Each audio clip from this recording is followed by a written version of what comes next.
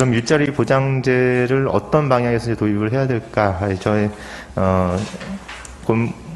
고민이라고 해야 할까요? 제안을 말씀을 드리면, 먼저 이제 단기적인 성과뿐만 아니라 중장기적 어떤 관점을 좀 유지할 필요가 있다는 것이고요. 주요 어떤 영역은 사실 이제 시장의 실패, 즉 시장이 형성이 안 되거나 시장이 형성이 되더라도 충분히 제공되지 않는 이런 영역에 일자리 보장제가 접목이 되어야 한다라는 측면이고, 이 부분은 이제 민간 영역을 최대한 구축하지 않는 선에서 진행을 해야 한다는 측면입니다.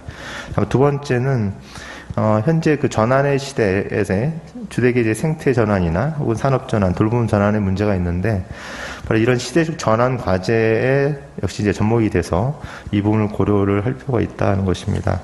그리고 세 번째는 다양한 일자리의 기회를 제공을 하고, 역시 참여자의 어떤 역량 강화라는 측면을 우리가 고려를 해야 된다라는 것이고요.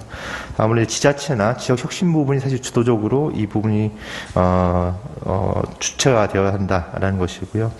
그리고 그 운영 과정에서 사회 연대 경제 부분, 사회적 기업이나 뭐 기타 공동체 영역이나 이런 부분의 어떤 결합이 좀 필요하다라는 것이고, 아무래도 기존 어떤 사업, 일자리 사업이나 뭐 고용 전달 체계나 이 영역과 결합할 수 있는 최대한의 부분을 잡아야 된다라는 것이고요. 마지막은 사실 현실적인 고려를 할 때 당장 이게 전면적으로 도입되기 상당히 어려운 것 같습니다. 역시 한 번에 어떤 시험 단계는 거쳐야 되는 것이고, 그런 실험 혹은 시험의 단계를 거친 이후에 단계적으로 확대될 필요가 있다라는 것이 좀 제가 제안하는 방향입니다. 이 부분이 제가 추가적으로 제안 드린 부분은, 일단 저 그림에서 보시면 맨 위쪽에 붉은색 파란색으로 되어 있는 부분이 지금 현재 체계를 단순하게 제가 그린 것이고요. 그래서 실업자가 예를 들면 일자리센터 고용복지 플러스센터에 등록을 하고, 여기서 기업 취업 일자리 매칭을 하거나, 아니면 직업교육 훈련을 통해서 이제 기업에 취업을 하거나, 아니면 일부 소수의 어떤 직접 일자리 사업에 참여하는, 이게 사실 지금 현재의 구조인데, 거기에 그 밑단의 기획성의 어떤 프로젝트를 구상할 필요가 있다. 라는 것입니다. 그래서 일자리 보장이니까 기존에 뭐 노인 일자리를 이제 제공하는 것처럼 그런 형태도 가능하겠지만, 보다 더 체계적이고 중장기적 어떤 관점에서 좀 접근한다고 했을 때 프로젝트형으로 운영될 필요가 있다라는 생각입니다. 그래서 제가 예시를 한 3가지 정도를 했는데요. 먼저 기후 위기 대응이 좀 필요한데, 2050 뭐 탄소 제로 이런 얘기도 많이 나오고 있지 않습니까? 그런데 문제는 해야 된다고 다들 이야기하지만 어디서부터 어떻게 출발해야 될지는 사실 크게 논의가 좀 되고 있지 않아요. 그만큼 저희가 출발점에서 검토해야 할 자료라든지 데이터가 너무 부족한 실정입니다. 그래서 일단은 이것부터 갖춰져야 사실 그 다음 단계가 얹어질 수 있는데, 그 사업이라는 게 얹어질 수가 있는데, 그 기초단의 어떤 그 데이터나 자료가 너무나 부족하다는 거예요. 그래서 그 부분을 확충하기 위해 상당히 대규모의 어떤 그 인력이 좀 필요로 하고, 예를 들어서 저희가 주택의 그린 리모델링 한다 했을 때, 그린 리모델링 하기 위해선 주거의 형태라든지 에너지 소비라든지 탄소를 얼마큼 배출하는지가 사실 데이터베이스가 구축이 돼야 되는데, 그런 자료가 거의 전무하다는 겁니다. 여기에 이런 자료를 사실은 확충해야 그 다음에 나갈 수가 있다는 거거든요. 그래서 그런 자료를 확충하는 데서 대규모 인력이 필요하고, 또 인력을 사실 일자리 형태로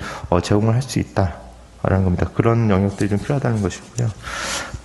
다른 또 하나의 그 플러스 제안 이제 지식 커먼스 프로젝트인데, 향후에 이제 그 미래 사회는 그런 생산 요소라고 할 수 있는 자본, 노동, 그냥 막 들어가서 생산해내는 이런 구조는 사실 거의 확장성이 굉장히 미약한 이런 상황이다. 즉 4차 산업혁명 등등 뭐 지식경제 기반 산업을 급속하게 이행하고 있는 상황에서는 결국 이제 지식의 영역이 일부 엘리트들에게 이제 집중되는 게 아니라 모든 국민들이 그 지식에 접근하고 본인들의 어떤 역량을 집단적으로 향상시킬 수 있는 영역이 필요하다는 겁니다. 그러려면 그런 데이터베이스라든지 아니면 그런 자료 형태들이 구축이 되어야 하는데, 지식 이제 플랫폼이 구축이 되어야 하는데, 이것을 구축하는 데 상당히 많은 어떤 대규모 인력이 사실 필요하다는 것입니다. 그래서 뭐 그림에서 보여드린 건 이제 프랑스의 갈리키아라는 어떤 그 프랑스 도서관인데, 몇백만 권의 어떤 책, 서적 이런 걸 다 디지털화 시켰다는 거예요. 그래서 누구나 또 액세스할 수 있고, 접근할 수 있고, 저희는 뭐 이런 지식뿐만이 아니라 관광 자원이라든지, 뭐 우리의 어떤 그 지역의 어떤 문화라든지 여러 가지를 이제 사실 디지털해 나가는 과정 자체가 새로운 어떤 창조적인 영역을 개척해나가는데 필수적인 요소다. 여기서 상당히 어떤 많은 이제 인력이 필요하다라는 것입니다. 그리고 또 한 측면에서 이제 마을 돌봄 및 그 참여소득 형리 프로젝트인데요. 앞서 말씀드린 뭐 같이 참여소득 형태의 무슨 지역의 필요, 니즈를 이제 발굴하고 거기에 따른 어떤 그 서비스를 제공하는 이런 부분이 앞으로는 더욱더 이제 늘어나겠죠. 특히 이제 돌봄 분야가 이제 그런 부분이 될 수 있겠고요. 이런 영역도 우리가 얼마든지 발굴하고 일자리를 제공할 수 있다라는 생각이 듭니다.